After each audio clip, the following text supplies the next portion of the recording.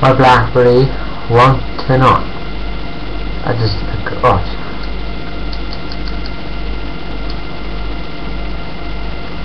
won't do it. Oh, I've taken the battery out, put it back in. The red light will come on and it won't do nothing.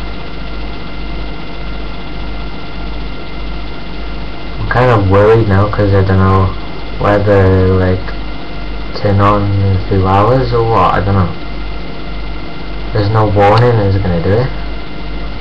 Just won't turn off.